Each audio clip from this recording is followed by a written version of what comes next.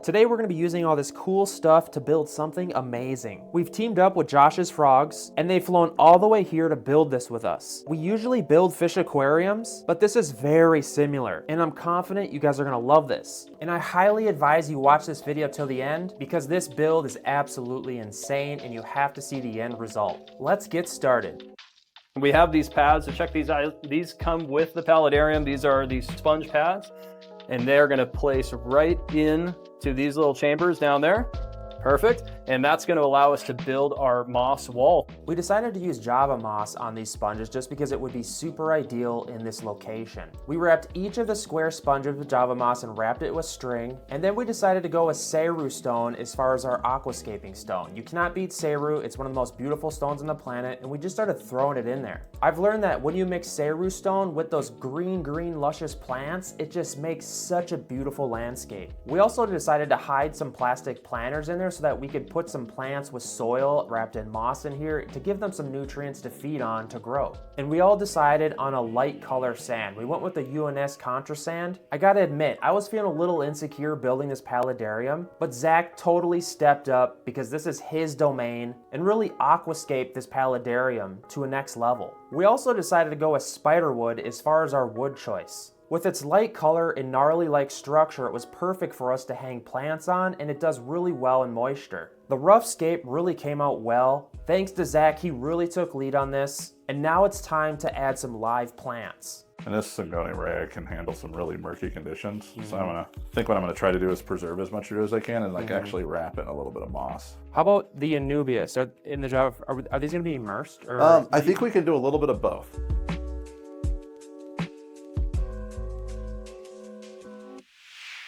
But with this, you can see also like it's sending a lot of fresh roots right around that crown and stuff, so you don't want to lose that. Okay. So you're going to carefully do it. This will release a little bit of particles of moss, I'm sure, even though this moss is still living. So I could definitely see even like, you could try wedging it into the little crevice there. What type of moss? Is this this is actually sheet moss or mood moss. Sheet moss. You can use it similar to how people would use like sphagnum moss in the plant hobby. So these are cool. These are a hybrid ventricosa, really sticky sides in there, and there's a little bit of digestive boost at the bottom, so that'll attract through smell and stuff. It'll attract like flies, and then they'll fall in there and get eaten.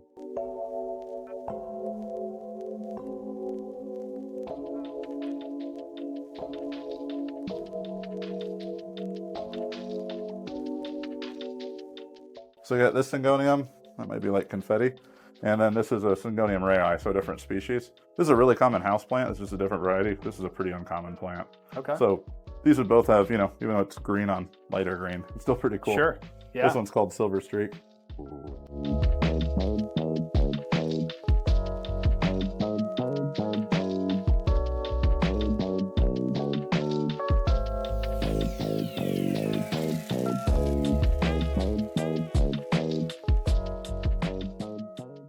These are considered a fern ally, so they're more closely related to mosses or ferns than they are to vascular plants, like most of the stuff on the table.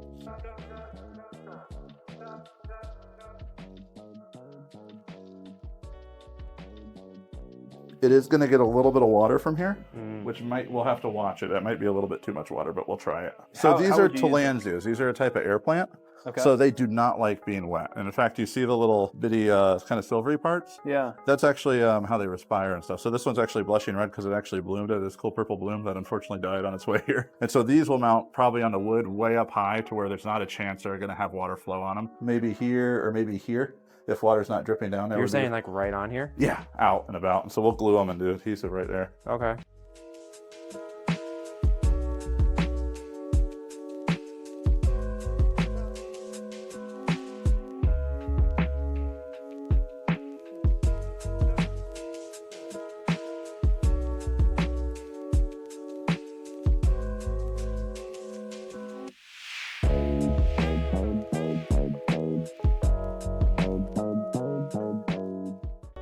What are you guys thinking about like doing a little thing with a zip tie and sticking it up here or something weird?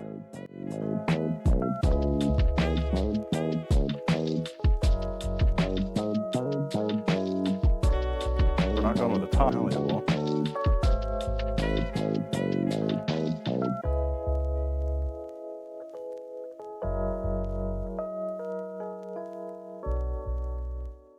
Basically, we've got 3 chambers back here in the back of this paludarium. This first chamber we're going to fill with water. This little pump is going to, we'll get that installed. Cord will just come out the side here. That's just going to pump water from this chamber over into this one. And when that fills up, it's going to fill up to this level where the water is going to seep through these double slats. We're going to set the atomizer on this little tray that it comes with, and we can put that either here or here. Let me set it over here for now.